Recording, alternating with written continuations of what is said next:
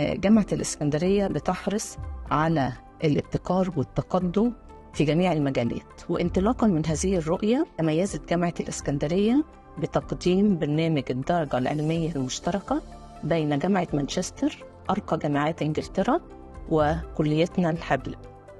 يحصل الطالب على بكالوريوس الطب والجراحة في 5 سنوات مقسمة إلى 3 مراحل.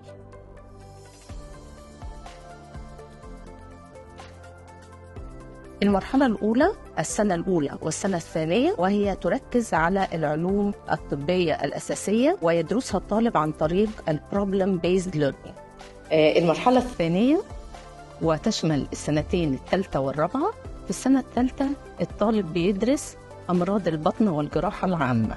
بالنسبة للسنة الرابعة بيدرس فيها التخصصات الإكلينيكية في التخصصات المختلفة تحت أيدي متخصصين في كل تخصص.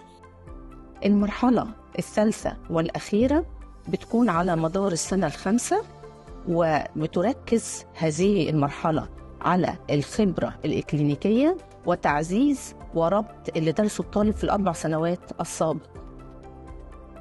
وأنا اتخرجت من مدرسة ألماني بشهادة الأبيتوة، والشهادة دي ادتني اوبشنز أكتر من شهادات تانية، فلما جيت أقدم على كلية كنت عايزة شهادة دولية تديني نفس الاوبشنز أو أكتر، وتديني برضو مستوى تعليم أعلى.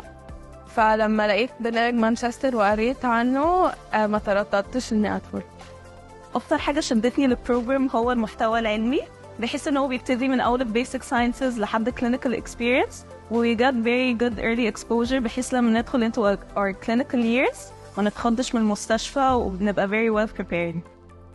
المانشستر بروجرام في سبورت على الكوردينيتورز، بيبقوا متاحين في أي وقت إن هم يردوا عن استفساراتنا، وفي برضه السبورت على الأكاديميكال أدفايزر. بيبقى كل ستودنت ليه الأكاديميكال أدفايزر الخاص بيه، إن دايما بيديه فيدباك عن مستواه. أنا دكتورة إجلال عامر، المنسق الأكاديمي للمرحلة الأولى ببرنامج مانشستر، وده بيشمل السنة الأولى والسنة الثانية بالبرنامج. النهاردة أحب أني أوجه رسالة لأبنائنا الطلاب والأولياء أمورهم بأن البرنامج تحت إشراف كامل من جامعة مانشستر. الإشراف ده بيبان وبيتمثل في الزيارات المتعددة اللي بيحرص فيها الجامعة هناك إنها تتم الزيارات دي عندنا. الزيارات دي بتتم فيها الإشراف على العملية التعليمية بالكامل، على أعمال الامتحانات، وكانوا حريصين جدا على عمل مقابلات شخصية مع أبنائنا الطلاب يقفوا فيها على مشاكلهم ويوجدوا ليها حلول، وفي نفس الوقت كانوا بيوصلوا رسالة مهمة جدا لأولادنا إنهم بينتموا للمؤسسة التعليمية هناك عندهم في جامعة مانشستر، وإن لهم نفس الحقوق للطلاب هناك وعليهم نفس الواجبات للطلاب هناك. في سؤال بيطرحه عديد من أولياء الأمور، وده سؤال مهم جدا أحب أجاوب عليه. كتير من الأولياء الأمور بيسألوا هل أولادنا يستطيعوا بعد الانتهاء من البرنامج إنهم يقدروا يشتغلوا في مستشفيات إنجلترا، وهل ده بيتطلب عمل معادلة ولا ما بيعملوش المعادلة. أحب أوضح ليهم إن المعادلة أو البلاب تم إلغائها بدءا من الخريجي سنة 2024، وبدأ استبدال المعادلة دي بامتحان تاني، امتحان ترخيص مزاولة مهنة واسمه UKMLA. وده الامتحان ده بيبقى أبلايد على الهوم ستودنتس، على الطالب الإنجليزي، زي ما هو أبلايد بالظبط على أي طالب موجود في أي جهة من العالم. طيب إيه اللي هيخلي الطالب بتاعي يتميز؟ هيخلي الطالب بتاعي يتميز لأن أي امتحان بيبقى له متطلبات. المتطلبات بتاعت امتحان UKMLA وصلت لكل جامعات إنجلترا، وبدأوا يأبديت السيستم بتاعهم ويأبديت الكوريكولم بتاعهم دي علشان يستوفوا هذه المتطلبات.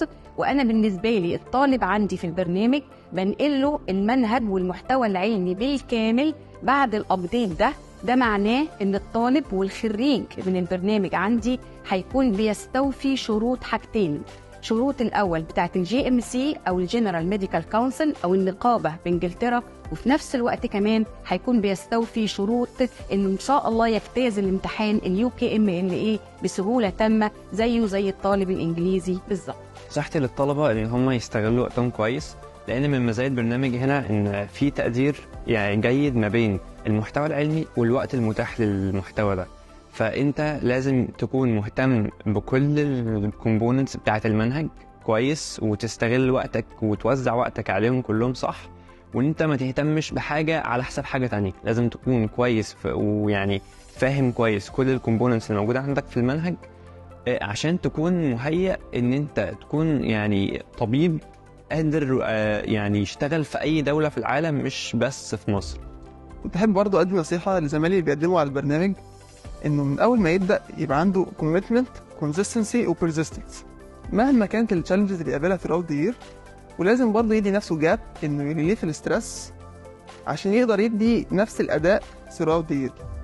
نصيحتي ليكو from my experience ان عشان البروجرام is completely different ما تتخضوش بالذات في اول semester عشان it takes time to get adapted to the program، بالذات ان هو it provides a great benefit بعد ما تتخرجوا.